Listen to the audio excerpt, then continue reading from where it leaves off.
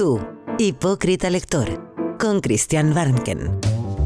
Un podcast original de Radio Pauta 100.5. Bienvenida, bienvenido, tú hipócrita lector. Soy Christian Warnken, un hipócrita lector como tú.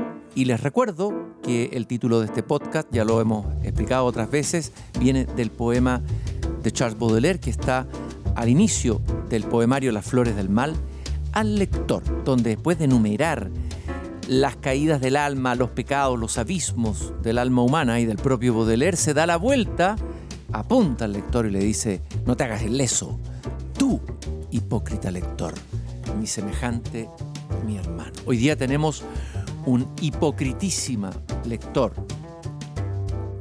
editor, librero mítico a estas alturas, poeta también mítico, porque algunos de sus libros son libros de culto, de los primeros libros que escribió, con una historia de vida en que literatura y vida se entrelazan fuertemente. Sergio Parra, aquí en Hipócrita Lector. Sergio, muy bienvenido, qué gusto poder conversar contigo. Gracias, Cristian, por la invitación. Y gusto verte también. Bueno, ustedes saben, los que lo conocen, que él siempre viste igual, con la camisa blanca Arrow, con la chaqueta negra, los zapatos de charol, que él mismo plancha como un ritual, sí, o una especie de terapia diaria, sí. Entiendo, de 8 a 10 de la noche, una larga terapia, la del planchado de tu traje. Sí, todos los domingos. Todos los domingos. Todos los domingos ahí, como me cambio 2 veces al día de camisa, porque tú también has tenido librería, has trabajado y uno, o sea, firma los mesones y quedan las manchas marcadas de los libros. Entonces 2 veces al día me cambio camisa. A la hora del almuerzo voy a almorzar, a dormir mi siesta, duermo siesta sagradamente. ¿Siesta radical o siesta breve? No, radical toda mi vida. Yeah. Toda mi vida he buscado trabajos cerca de donde yo viva.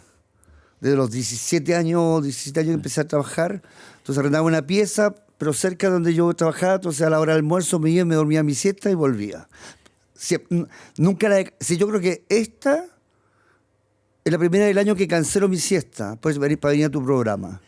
Oye, pero qué honor. O sea, sí, un poco como Neruda, como la famosa siesta de Neruda, que podía estar el Papa en su casa, sí, y él se levantaba y se iba a dormir la siesta. Sergio Parra nació en San Rosendo, un pueblo ferroviario. A los 16 años, con octavo básico, emigró a Santiago a trabajar y desde entonces no ha dejado y no ha parado de trabajar. Y hay quien ha dicho que su vida parece una novela escrita con tinta de sobrevivencia, disciplina y rebeldía. Vamos a iniciar este confesatorio de lector, de hipócrita lector, partiendo por tu infancia. San Rosendo, háblanos un poco de ese pueblo, de tu madre, que era vendedora de ropa, perdón, tu padre, que era vendedor de ropa, y tu madre dueña de casa.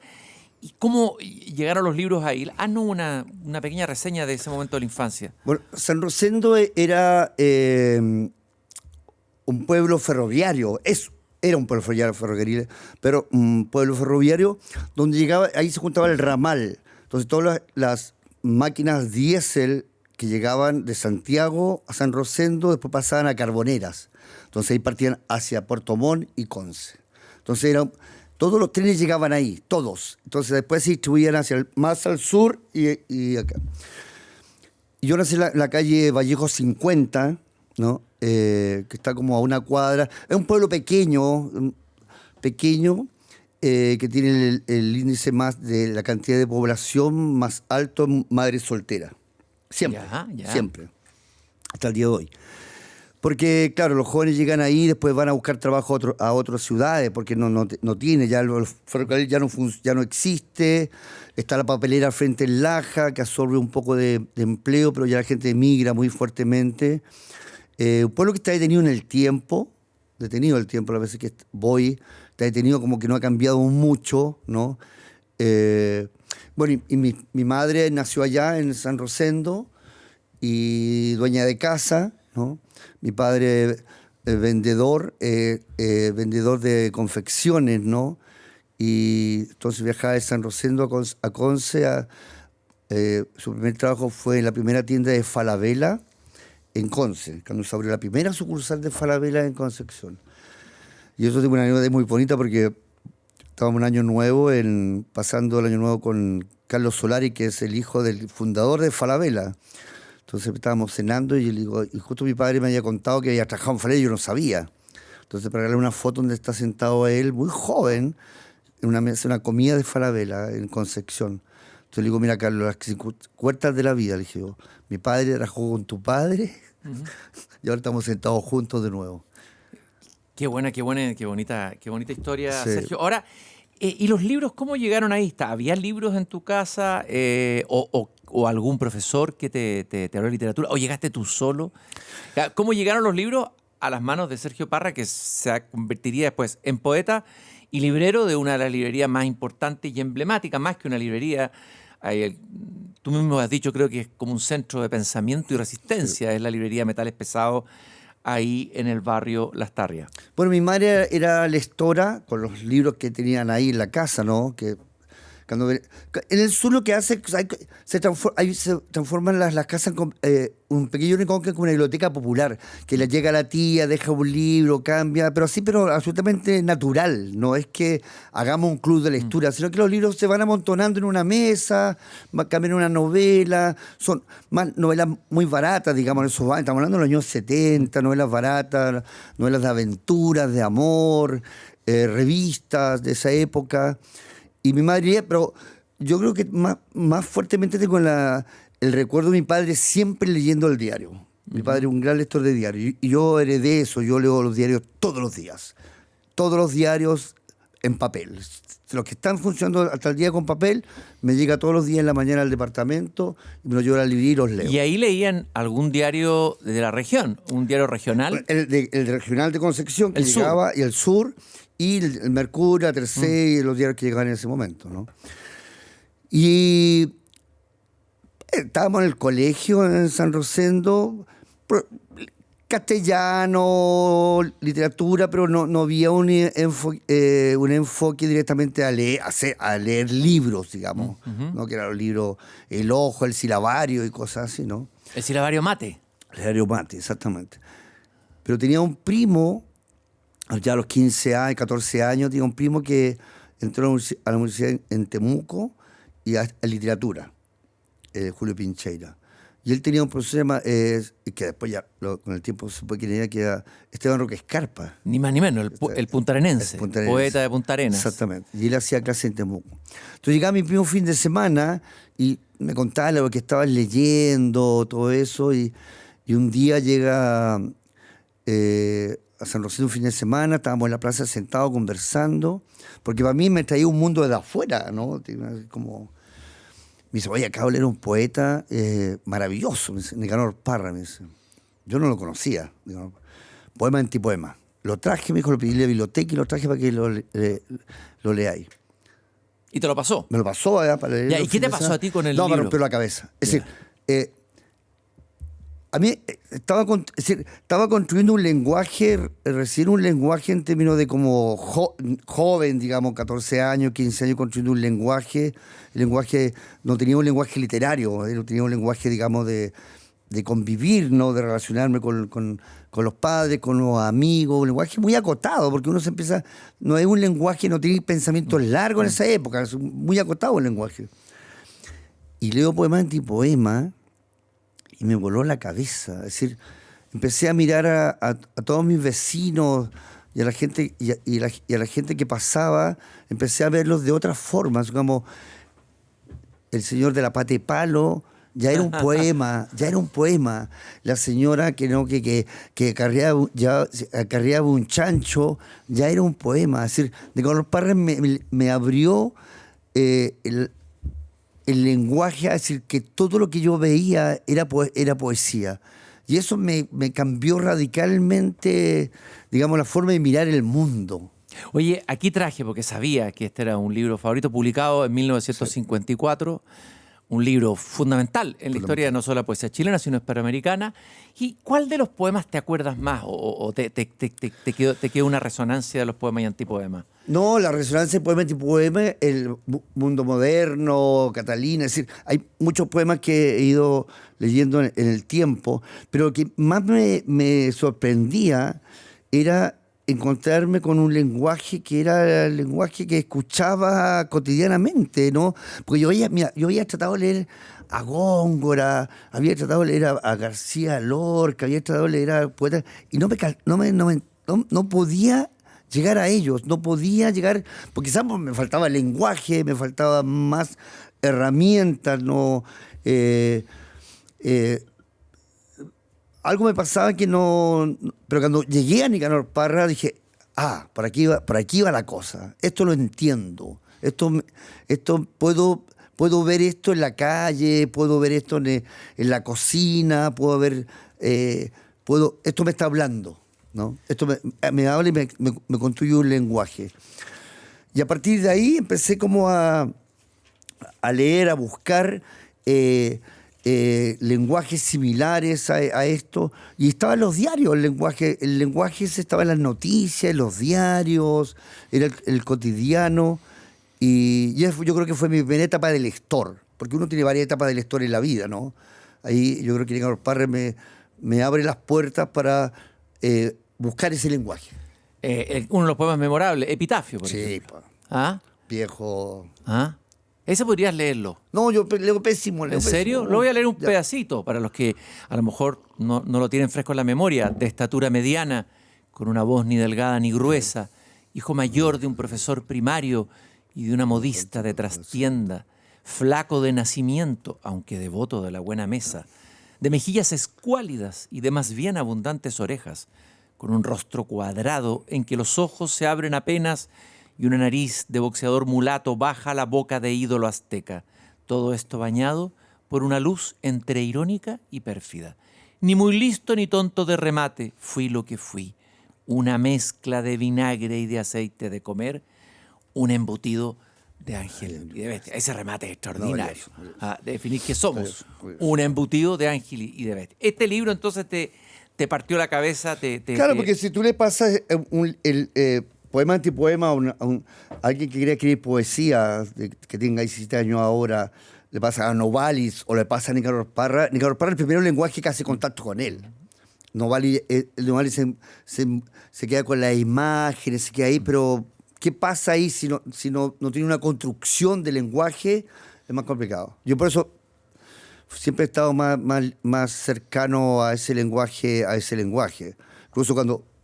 Hablando de Baudelaire, a mí Baudelaire me costaba un kilo. Un kilo, ¿no? Es decir, yo empezaba a nombrar a Baudelaire porque la gente leía Baudelaire después con los años, ¿no?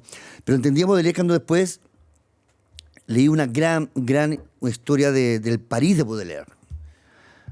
Y ahí entendía el París de Huysmans, el gran urbanista, que estaba cambiando París, estaba las callejuelas. Exactamente, y ahí entendí el París que había donde flaneaba Baudelaire. Donde flaneaba Baudelaire. Claro. Y ahí entendí a Baudelaire. Claro. ¿Quién era?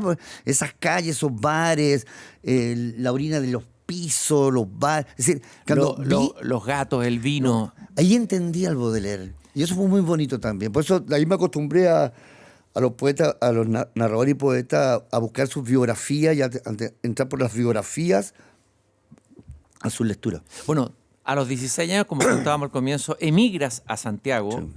Eras chico, 16 años, y ahí parte tu vida, te pones a trabajar inmediatamente, eres vendedor, zapatero, trabajaste en una zapatería, junior, ¿no?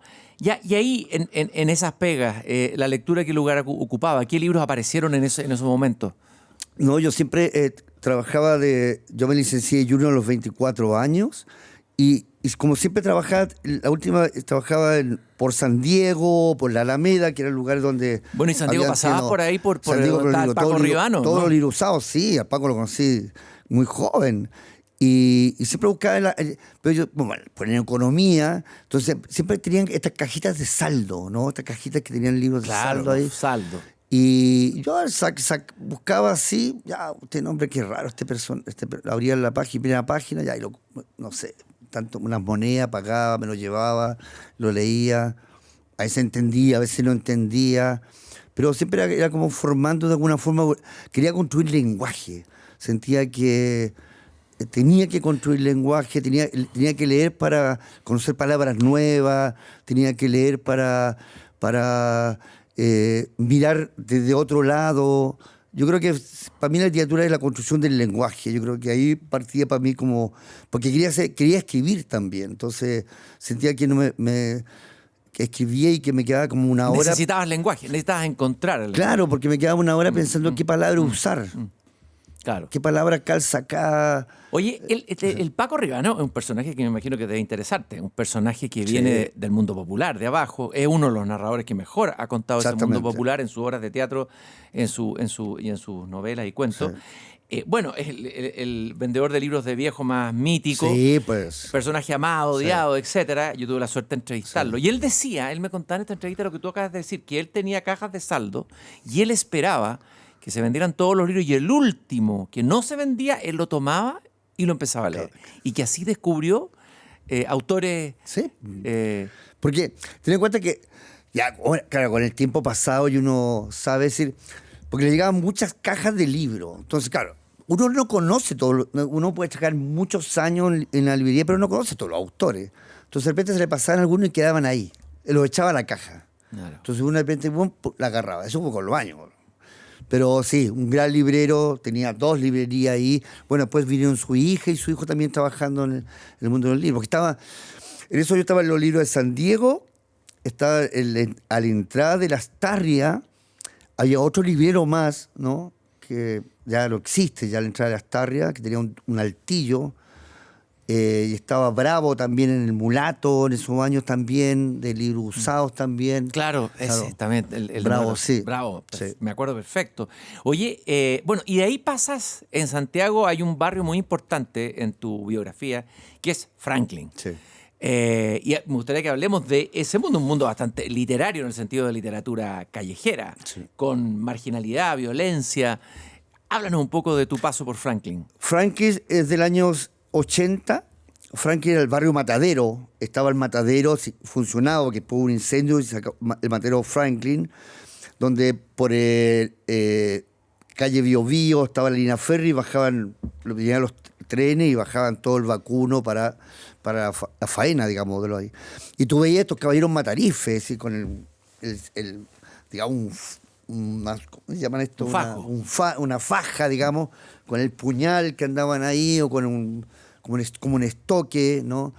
Y estaba ahí, y ahí estaba la primera fábrica de curtiembre que estaba en Víctor Manuel con Bio Bio, y una parte seguía funcionando y otra parte ya estaba en ruinas. Y ahí partió el primer Persa Franklin. El Persa Franklin. El Persa Franklin parte ahí el 82, 83, ¿ya? Parte el primer Persa Franklin con el primer edificio de la curtiembre que estaba ahí. Porque como llegaban mataderos, los cueros salían a la curtiembre, y ahí se hizo el primer Franklin. Y ahí también llegaron libreros, libros usados, y ahí uno daba sus vueltas. ¿Y ahí te encontraste con algún libro que te haya hecho eco, así como el poema antipoema, pero de la época de Franklin? Un poema que ha llegado a lo mejor por azar a tus manos, que encontraste ahí en los libreros de viejo, o que alguien te haya pasado. Ya tenía 18 años y me encontré los libros de la Mistral, muchas literaturas chilenas, porque son años donde los libros importados llegaban muy poco, y los libros que se traducían en Chile, que era bastante, porque con los años supe que era bastante, habían algunos, pero más literatura chilena, digamos, ¿no? Era como, uno podía entrar a la colección Quimantú, estaban muchos libros. Bueno, y antes se leía mucho literatura chilena, se leían los antiguos narradores, los criollistas, mucho.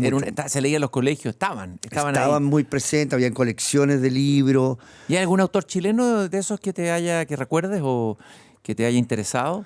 No, a mí me gustaba mucho Baldomero Lillo.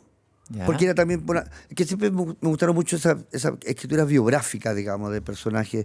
Baldomero Lillo, Manuel Rojas. No, cuando el hijo del ladrón para mí era como mi novela, era como, no sé, On the Road, era como mi Kerouac, ¿no? Manuel Rojas, ¿no? Coloane, nunca pude enganchar con Coloane, para mí era un mundo muy lejano, no sabía muy al sur. Muy al sur, y sabía que nunca iba a llegar. Después, menos ahora, porque no tengo ropa para ir al Chiloé. Además, no te imagino con parca. No ninguna posibilidad. Entonces, ya no eres tú. No, entonces Coloane nunca sabía que nunca iba a llegar a Coloane, ¿no? Pero ¿recuerdas algo de Manuel Rojas? ¿Algún recuerdo, una sensación? No, primero la ciudad, el personaje, el padre, la sensación de él de buscar un lugar. En la sociedad. Yo creo que esas son las grandes novelas que quizás conmueven mucho que te conmueve a ti o a la gente que estamos cercanos a la literatura de una forma, ¿no? Más, no profesional, pero sí como lectores. Yo creo que las grandes novelas que nos marcan son esos personajes que quieren buscar un lugar en el mundo, ¿no? Claro, lógico, claro. Yo creo sí. que esas son las novelas que de alguna forma lo que, como pasa con El viaje al fin de la noche, como pasa, es cuál es el lugar que nosotros ocupamos en el mundo. Y eso a Manuel Rojas, González Vera. Vidas mínimas. Vidas mínimas. Es un maravilloso escritor, miniaturista. Nicomedes Guzmán, La sangre y la esperanza. Ese es el mundo de los conventillos. Los conventillos, que yo los vi esos conventillos por San Diego, San Pablo, Jean Maquena, ¿no? Los niños sentados ahí en los pasillos, ¿no?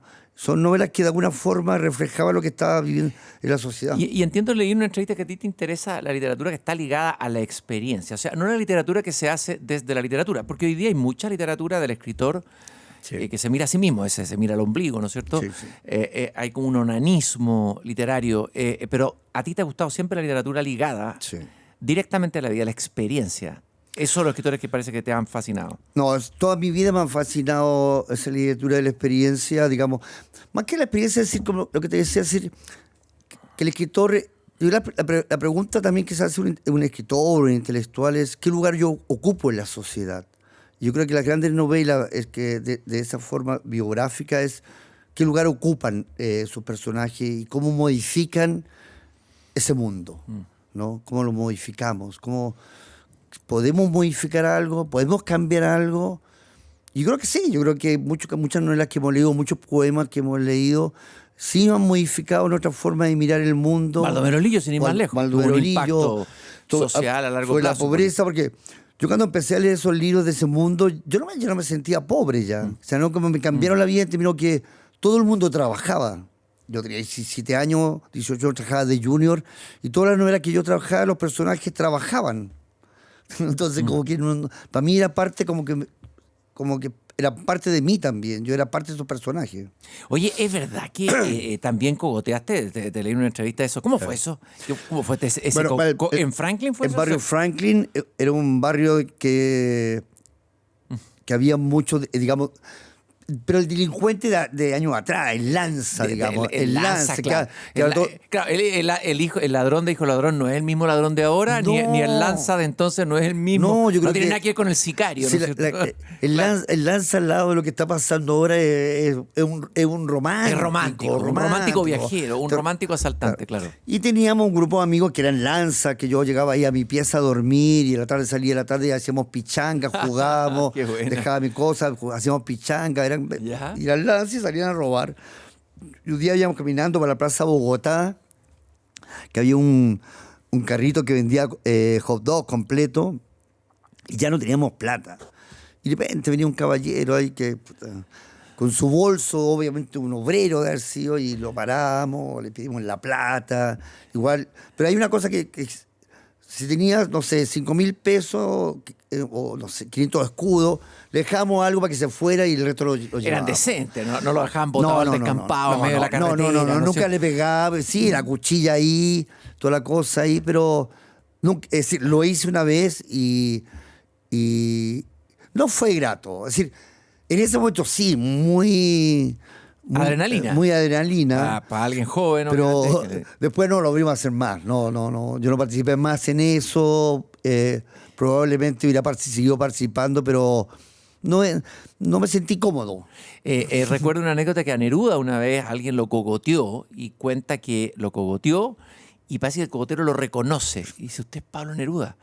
Y dice, sí. Y Neruda, y el cogotero le empieza a recitar de memoria un poema. Ese encuentro es maravilloso. Sí. El encuentro del poeta con ese cogotero sensible y termina llorando prácticamente en los brazos de Neruda. Sí. Hay un poema de Charles Bukowski que le dedica a la biblioteca de Los Ángeles cuando la biblioteca se está quemando y empieza a enumerar los libros que él leyó ahí. Él tenía un padre autoritario terrible que le pegaba y todo. Y dice que de alguna manera la literatura lo salvó y si no hubiera sido por la literatura, él habría sido un criminal. ¿Tú puedes decir eso en el sentido de que la literatura te salvó a ti y en qué sentido? Aunque suene un poquito muy reimbombante. No, yo creo que creo que mis padres me dejaron como herencia la educación y leer, sobre todo. Y le he sacado provecho a leer mi profesión, libros, profesión, una librería. Es decir, lo he distribuido durante en mi vida todo lo que fue leer, ¿no? Lo único que sé hacer, leer y vender libros. Y sí, yo creo que la literatura me ha dado un lugar en la sociedad. Un poco lo de los personajes de tu novela, que buscan un lugar en la sociedad. A ti la literatura te ha dado ese lugar. Sí, me ha dado un lugar en la sociedad. Los libros. Sí, yo creo que si hubieran sido los libros, habría estado perdido, probablemente habría terminado con mis amigos robando.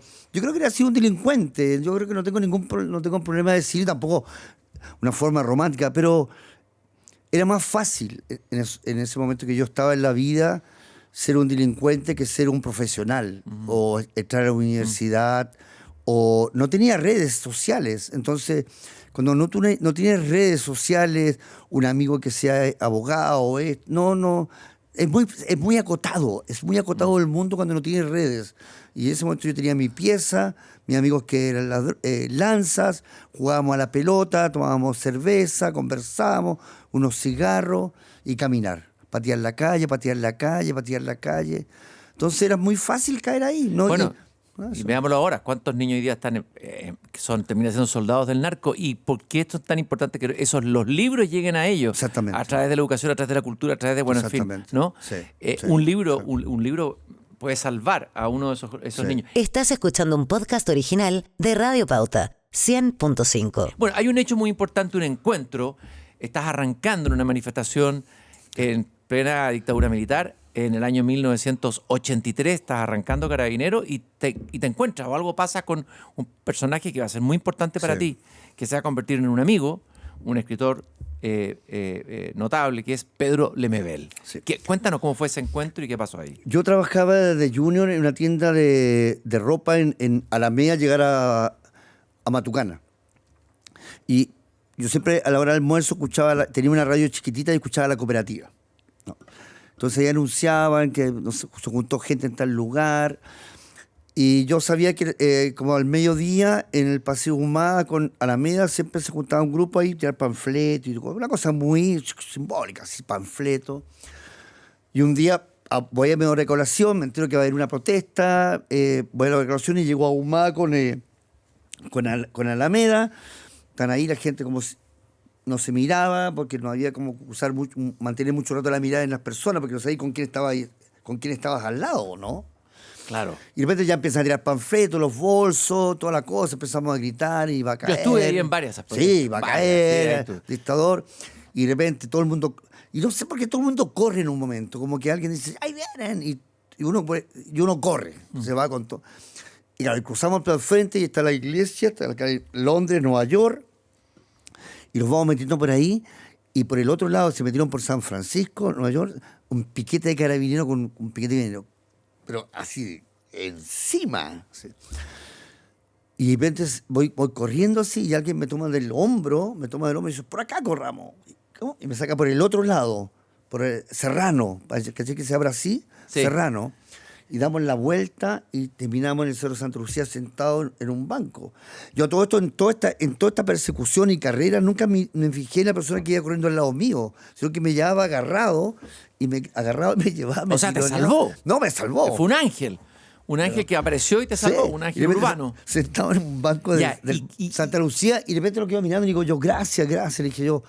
Me dijo, no, pues tenés que estar más atento, me decía, más atento, más, sí, te veía un poco asustado. Dije, no, primera vez que vengo, sí, había estado, pero nunca había salido corriendo. Le digo.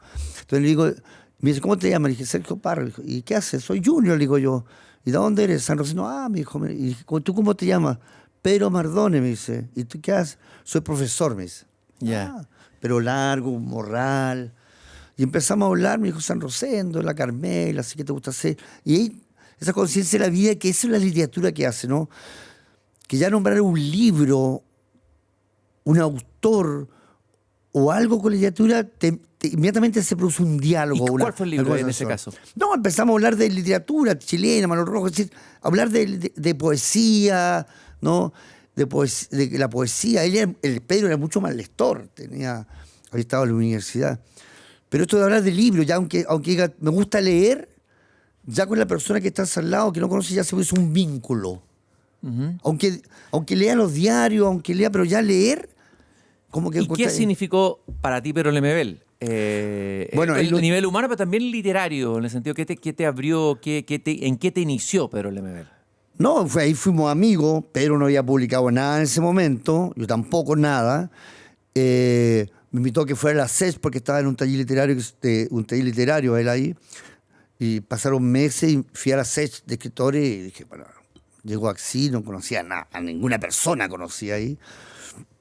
Y ahí lo veo. Y me ve y súper cariñoso, me saluda, menos mal que viniste, ¿cómo has estado? Bien. Digo. Ahí me presento unas personas ahí, unos poetas que después con los años ya los conocí, Esteban Navarro, gente ahí, Eduardo Llano. Medusa. Claro, que estaban ahí, pero cada uno nombra yo no sabía quién.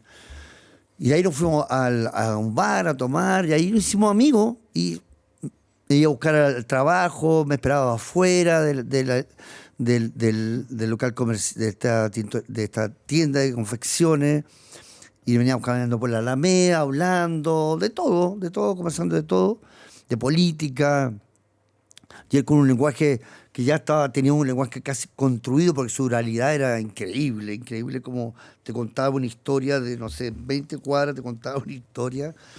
Y ahí nos hicimos amigos. Y ahí empezó a escribir también él, y yo también empecé a escribir, y yo le iba mostrando los primeros poemas, y él me mostraba las primeras crónicas, cuentos, estaba escribiendo cuentos, después los publicó los cuentos, y el año 86 yo publiqué mi primer libro, el 87, y de ahí nunca más los separamos como amigos. La Manoseada 1987. Sí. A ver, y como escritor, Pedro Lemebel, ¿qué rescatas tú de su obra? ¿Cuál es el libro o texto de él que más te gusta a ti como lector?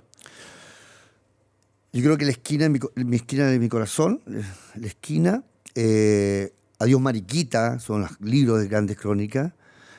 Es un gran cronista, es un excepcional. Gran cronista, es un gran cronista. ¿Qué es lo que trajo la crónica Lemebel, crees tú? Primero le puso, Lemebel lo que hace es primero poner un lenguaje y hablarte al oído. Uh-huh. Es decir, te hace cómplice de su maldad, uh-huh, de su ironía, uh-huh, de su humor, de su llanto, de su angustia. Te hace participar de un Santiago, de un Chile, tanto en la política como la marginalidad. Toma la marginalidad no como un lugar del cual hay que arrancar, sino como un lugar que hay que entender. Y hay que narrar.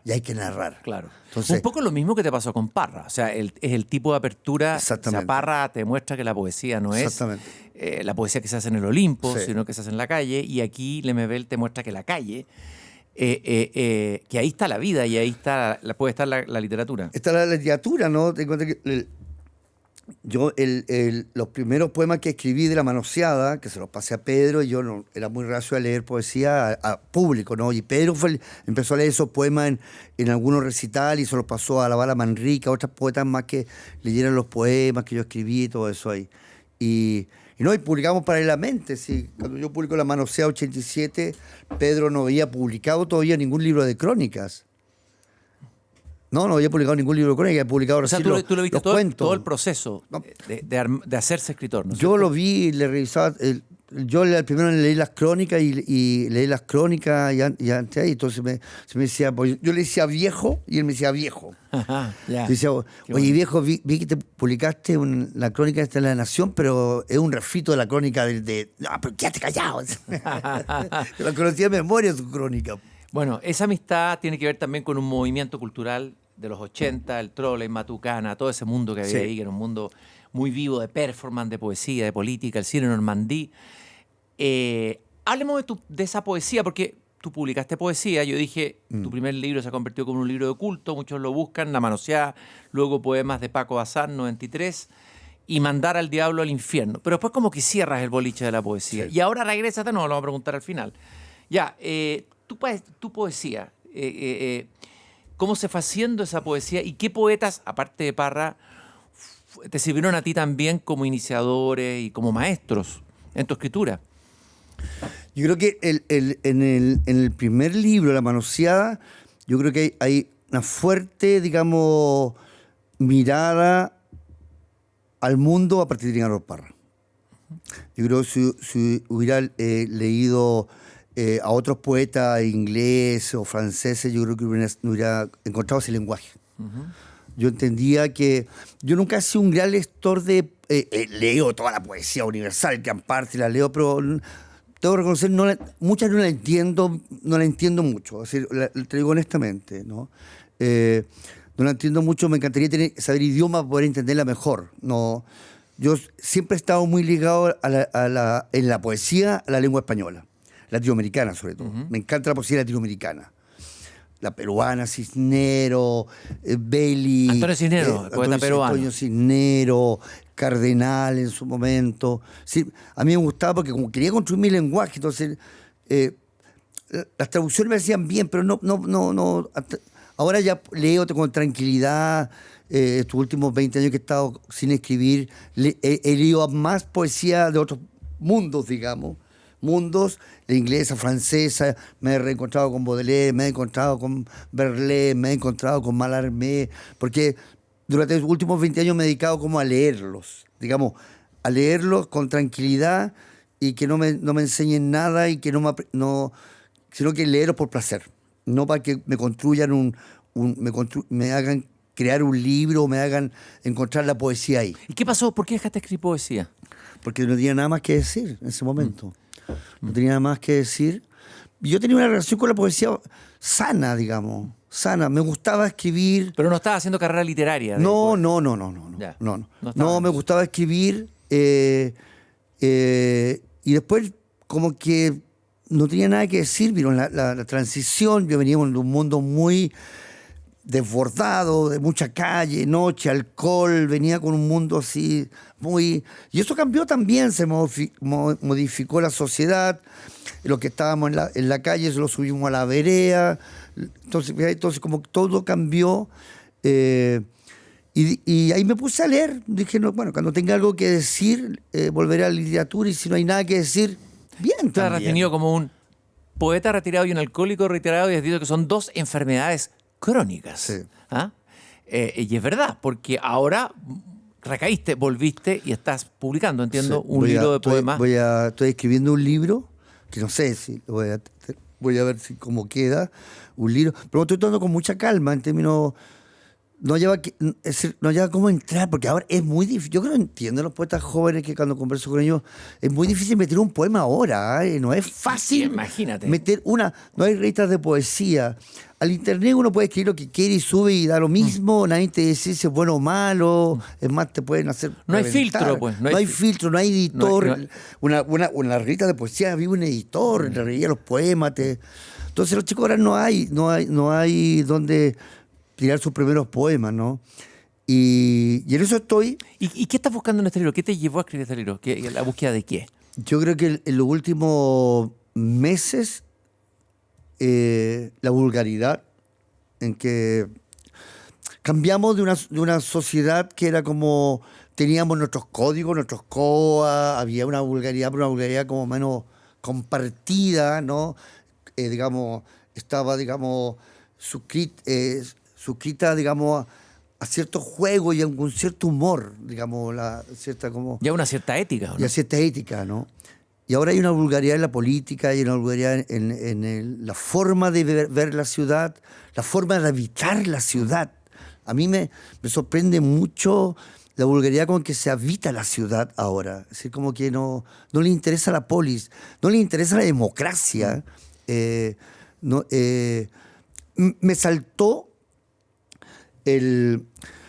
cuando el Mosilla, digamos, al cual conozco, el abogado del caso Audios, Luis Mosilla, que lo conozco, que vivía a la librería. Yo conocí a su padre, que falleció, a Nureldin, que era un gran coleccionista de Neruda. Conocía más a su padre que a Luis. Y cuando escuché su grabación, ¿no? Ese diálogo que tiene ahí, yo creo que... Qué impactante. Qué impactante. Cuando lo escuchas por primera vez, impresionante. Es impactante ese lenguaje. Y después yo supe que cuando se escuchó en Mosilla... Así mismo decía que no era él. Mira, eso es impresionante. Es que tú no te reconoces. Tú no te reconoces hasta que te hacen escuchar mira, no, pues tú dijiste todo, no, yo no he dicho nada, mira, play. Y empezás a escucharte. Y no te gusta lo que escuchas. No te gusta, claro. porque tú dices, yo no soy ese. Es como si se hubiera apoderado de ti una voz de esa vulgaridad de la que estaba hablando. Ya, y en este poemario tú indagas en esas voces de esta nueva vulgaridad, nueva vulgaridad. Que la distingues de la vulgaridad, entre comillas, de lo que era, por ejemplo, un Pedro Lemebel. Exactamente. O un Nicanor Parra. Sí. ¿Ah? Pero tampoco hay un libro de que hable de la vulgaridad, sino que en el término cómo nos tratamos ahora o cómo vemos la vida de una forma más vulgar. Y tampoco estoy pidiendo que volvamos a ser unos cultos, no, eso ya no vuelve atrás. Y tampoco un libro de nostalgia o de volver a un tiempo pasado. No, tampoco es eso. Claro, pero hay que decir que la vulgaridad no tiene que ver con lo popular. Hay delicadeza también en el mundo popular. Exactamente. Pensemos en una Violeta Parra. Exactamente. Refinamiento. Exactamente. Aristocracia de espíritu. Exactamente. ¿No? Un poco cuando yo creo que le pasó a Nicanor Parra cuando publicaba poema antipoema, yo creo que todos los poetas tradicionales dijeron que esto era una vulgaridad. Claro. ¿No? Sí. Nicanor Parra, cuando saca poema antipoema, yo creo que muchos poetas de la academia probablemente dijeron que esto es una vulgaridad, ¿no? O también le puede haber pasado a Baudelaire, le pasó Desde luego, a Whitman. lo llevaron a los tribunales a Baudelaire. Eso, ¿cachai? Entonces, lo llevaron a los tribunales. Pero daban cuenta del momento de la sociedad en ese momento. Nicanor Parra daba un cambio de sociedad en poema antipoema. Baudelaire muestra un cambio, en el Lemebel muestra un cambio. Entonces, lo que hace es... se está produciendo un cambio. ¿No? Pero tú no te sientes parte de ese cambio o te sientes extraño. Yo creo que volver a la escritura tiene que ver eso con tomar una distancia y ser como un cronista de esa época. Uh-huh. Es como el Homero, ¿no? Que no estuvo en todas las guerras Homero, pero escuchó de buena fuente y se imaginó lo que puede haber sido eso y lo escribió. Entonces yo creo que uno es un cronista y mira a distancia y escucha y dice, bueno, hay que escribir esto, hay que escribirlo y la gente lo hará en la pintura, otro lo hará en el cine. Otro día estaba con un amigo, un novelista, y que ya buscar temas y todo. Yo le decía, pero no sé, mira, por ejemplo, te cuento, partamos con una novela imaginaria. Un tipo lleva 6 años, estudió en la universidad, 6 años, ¿no? Que está endeudado con el crédito fiscal, sus padres lo ayudaron los 6 años, después de egresar 6 años, llega trabajando 6 semanas en un Uber. Y ahí parte la novela. Bueno, buen comienzo. Todo lo que viene después. La rabia que acumula, la frustración, en fin. No podemos, se nos va a ir el programa, está muy entretenida la conversación, no podemos dejar de hablar de algunos libros fundamentales para ti. Desde luego, tú lo has dicho varias veces, pero hay que volver a él. Viaje al fin de la noche, de Louis Ferdinand Céline, este escritor francés que de alguna manera nos hace descender al infierno. También tiene que ver con la calle, también con la vulgaridad.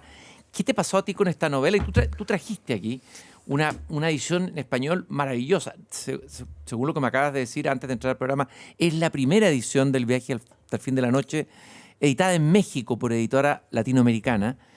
Ese libro yo leí una nota de un escritor uruguayo. El primero que lee atentamente este libro, Juan Carlos Onetti. El gran Onetti, el uruguayo.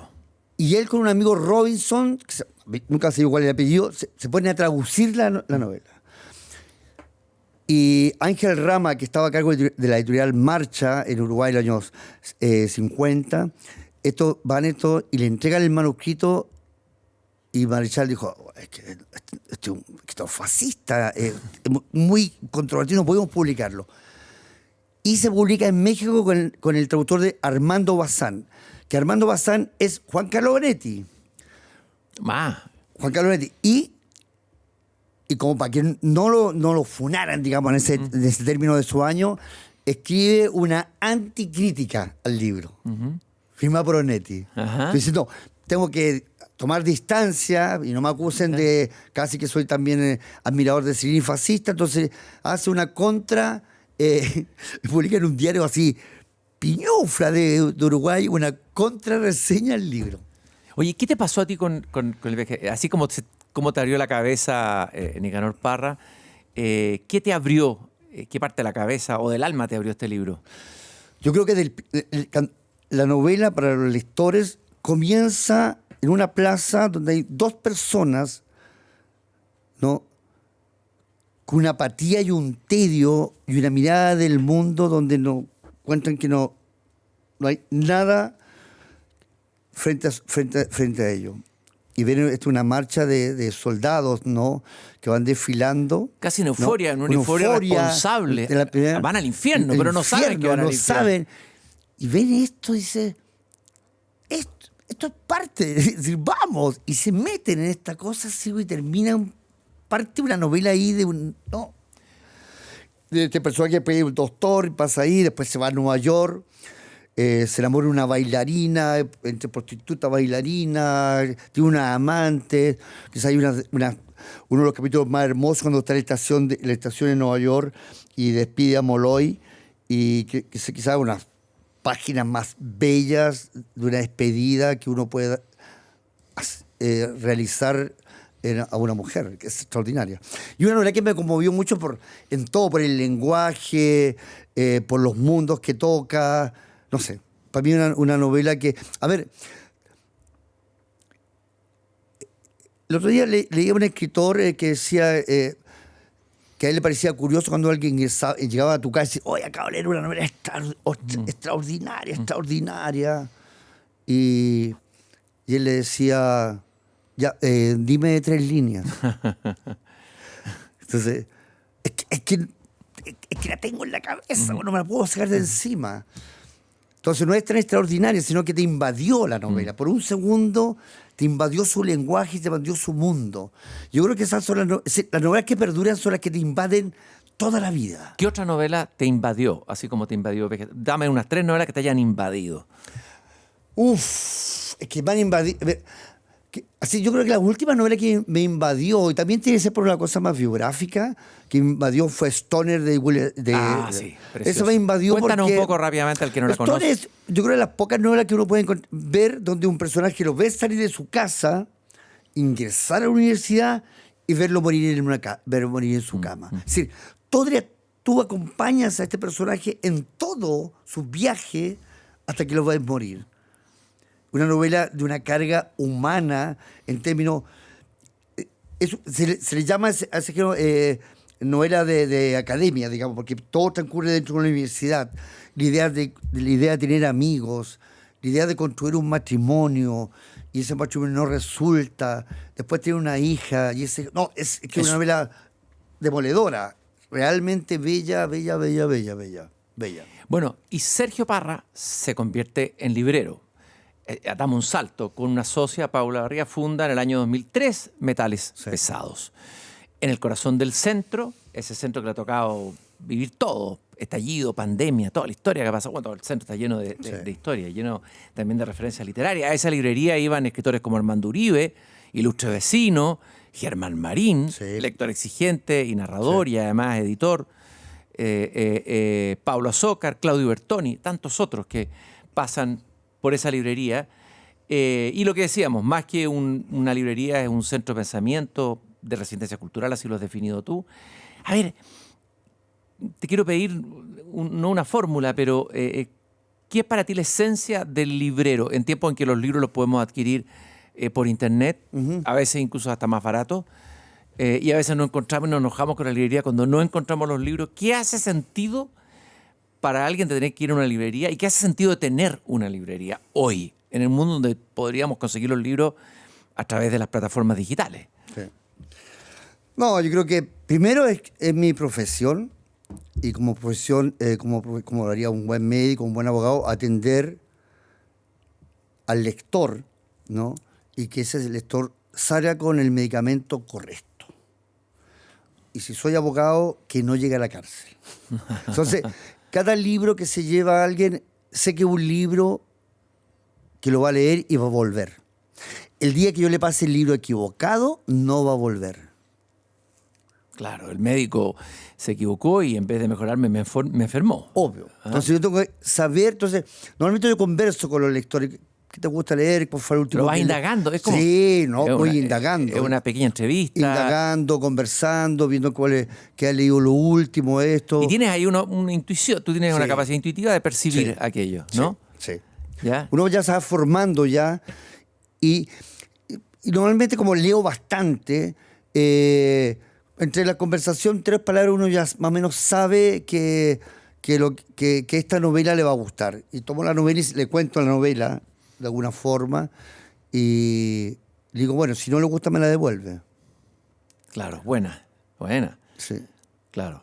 Y hasta el día no. ¿Y te han devuelto? No, ninguna. ¿Ninguna? No, ninguna. Ah. No, ninguna. Impresionante. Ninguna. Dicen de ti que recomiendas libros que disparan directamente y hacen volar la cabeza. Sí. Tú hablas también de volar la cabeza. O sea, uno entra ahí y sale con un revólver cargado o con un medicamento. Sí, porque tanto Diego, que trabaja conmigo en la librería, también que es un gran lector, y una cosa que primero le dije a Diego, primero es nunca mentirle a un lector. Uh-huh. Si no has leído el libro, si el cliente te dice, ¿y este libro qué tal? ¿Lo leyó? No. Nunca le digas que si no has leído, dile la verdad. Esa es la ética básica. Es la ética. Porque te puedes pillar con una sorpresa. O dice, ¿y este lo leyó? Sí, lo leí. ¿Y qué le pareció? Mire, no sé. Que yo soy el autor. Claro, te encuentras con el autor. El autor o académico de libros de filosofía, en novelas más difíciles, porque uno conoce a los novelistas, pero realmente un libro de ensayo que haya publicado una universidad, y uno dice, no, sí, lo leí. Y dice, que yo soy el autor, pero no, hay que ser honesto. ¿Y qué pasa con un librero como lector? Porque uno se imagina que vive todos los días en función de libros, recomendando libros, comprando libros. ¿No produce eso como una saturación de ir acá en la casa a ver una serie de Netflix o dejar de leer? ¿Qué ha pasado contigo como lector en estos, cuántos años? 21 cumplo yo en la librería. ¿21 años? Sí, me cumplí 22. Ya, 22 años. 22 fue el 2003. Sí. En estos 22 años, ¿qué ha pasado contigo como lector? No, en la librería no se puede leer. Es muy difícil, ya entra gente, conversa. Es como, tú abrís... De repente no hay ninguna persona dentro de la librería. Abrí el libro y ¡pum! Llega alguien. No, yo tengo mi hábito de lectura en la casa. Yo soy análogo. No tengo redes, nada. Entonces yo llego a las 8 a mi departamento, no respondo ni los WhatsApp, nada. Excepto que sea algo que me haya comprometido a responder, como... La visita acá al programa que había que coordinar. Me desconecto, ceno, juego con el Dylan, que es un gato siamés que tengo que jugar sí o sí. ¿Por Dylan Thomas? Por Bob Dylan. Por Bob Dylan. Sí. Hay 3 Dylan en la poesía chilena. Ya. El Dylan de Raúl Zurita. Ya. También se llama... su ¿También? gato se llama Dylan. Mira. Y el de Diego Maqueira, que también se llama Dylan. Pero le pusieron... por Bob Dylan. ¿Poniéndose de acuerdo usted o no? No. 3 gatos Dylan. La poesía chilena. Ya. Y ahí leo hasta las 2 de la mañana todos los días. ¿Hasta las 2 de Hasta la las 2 de la mañana? mañana leo. ¿No te da sueño? No, estoy acostumbrado. Que yo duermo siesta todos los días. Por eso, ¿verdad? La siesta te salva. Entonces yo leo, y como leo saltado, leo una novela, leo ensayo, leo acá, y no leo. Yo digo que apago la luz 2 de la mañana, me levanto en la mañana y estoy pensando en la novela que gana terminarla, voy a la librería, trabajo todo el día, que podría decir, puedo terminar la hora del almuerzo, seguir leyendo la hora del almuerzo, pero no, duermo Pero siesta. lo separas. Separo. Lo separas del espacio de la librería. No, y Diego, que me conoce bien, a veces llega una novela nueva a la librería y yo la miro y le digo al Diego, no, voy a terminar de leer lo que tengo en la casa y después voy a hallar esta novela. Y el otro día digo, noche no podía quedarme dormido pensando en la novela que había dejado aquí en la librería. Oye, vamos a aprovechar estos minutos que nos quedan justamente de libros que tú trajiste, que seguramente es un libro que se te metió en algún momento, que llegó a tu librería. Vamos a partir por este autor que es menos conocido tal vez, menos conocido dentro de un público más amplio, Georgi Gospodinov. Sí. El jardinero y la muerte, ganador del premio Booker International, en la historia de un hijo, un padre y un último amanecer. Háblanos de este autor y de este libro. Este es un libro que acaba de llegar a Chile. Yo había leído 2 novelas del anterior que estaba publicado en Impedimenta. Esta es la historia... Huguenot ya es un escritor. Ya es la historia de un escritor que acompaña a su padre que tiene cáncer. En el primer cáncer lo acompaña, logra salir del primer cáncer y él se retira, llega su padre al campo y él empieza a construir un jardín, a trabajar en un jardín. El padre. El padre. El jardín, y él viaja y vuelve un segundo cáncer. Y el acompañamiento de este hijo y este hombre que viene saliendo, se había vivido todo el comunismo, era un país ya absolutamente en bancarrota, ¿no? Después del comunismo. Entonces él queda sin trabajo, sin nada, el padre de él, y se dedica a hacer este jardín. Y le viene el segundo cáncer y el libro es como lector, como hijo, uno acompaña a un padre a morir. Que creo que los libros más conmovedores que he leído. Porque yo estoy en esa etapa también, acompañando a mi padre a morir, ¿no? Y me ha ayudado mucho en ese sentido, porque no es un libro así, pero acompañar, pensar que mis padres son viejos ya y están muy enfermos, y no había encontrado, y como que buscaba ese libro que me acompañara, y de repente apareció este libro. Y de la primera página que tú lees, dice mi padre era un jardín. Mi padre era jardinero. Mi padre era jardinero, ahora es jardín. Mi padre era jardinero, ahora es jardín. No sé por dónde empezar. Que este sea el inicio. Estamos hablando de un final, por supuesto. Pero ¿dónde empieza el final? Parte Georgi Gospodinov, escritor búlgaro muy interesante, que estén siendo leídos y rescatados y relevados escritores de los países del este. Sí, que son... Lo comentamos antes, la Mittel Europa, de ese gran mundo que fue Centro Europa, ese mundo que se desmoronó, que colapsó. Yo creo que en este momento la gran literatura es de las centroeuropeas. Y el último, aquí trajiste también el autor del reciente galardonado premio Nobel, László Krasna-Orkai. Difícil. El barón Wencken vuelve a casa. Este libro todavía no ha llegado a la librería chilena. Brevemente, es un escritor difícil, que se resiste al lector. Pero ¿por qué vale la pena vencer esa resistencia y seguir leyéndolo, Sergio?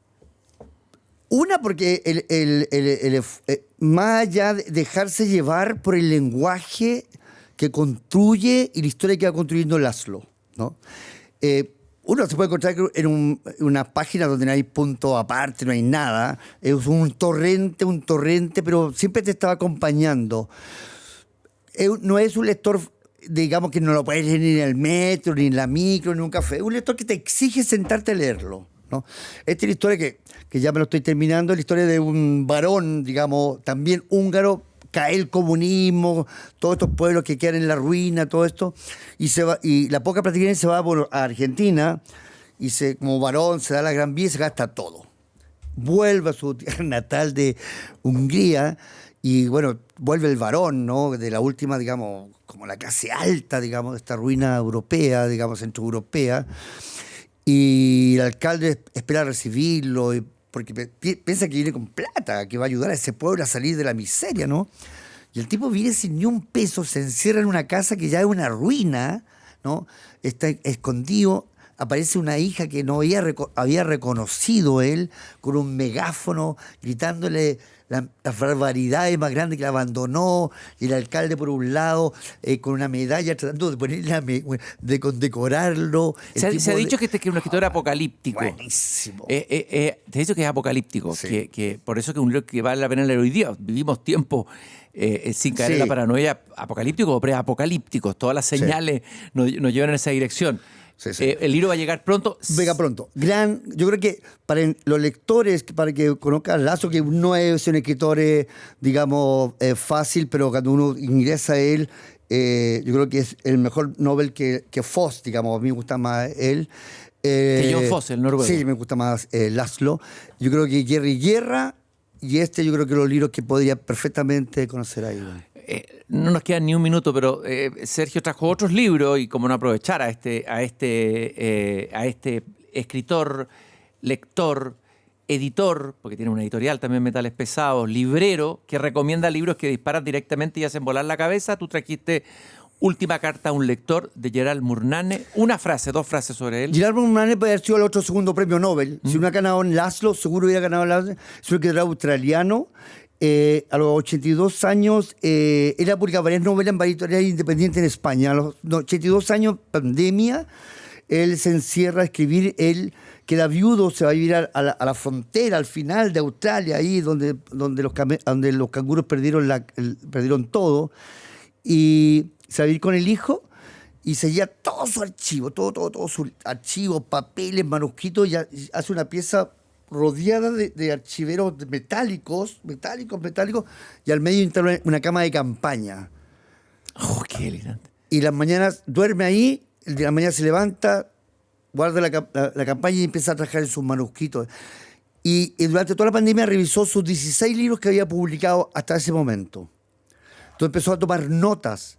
Entonces las notas las fue construyendo a partir, primero, de por qué escribió la primera novela y cuál lo que él sentía y cuál era la experiencia de ir escribiendo esa primera novela.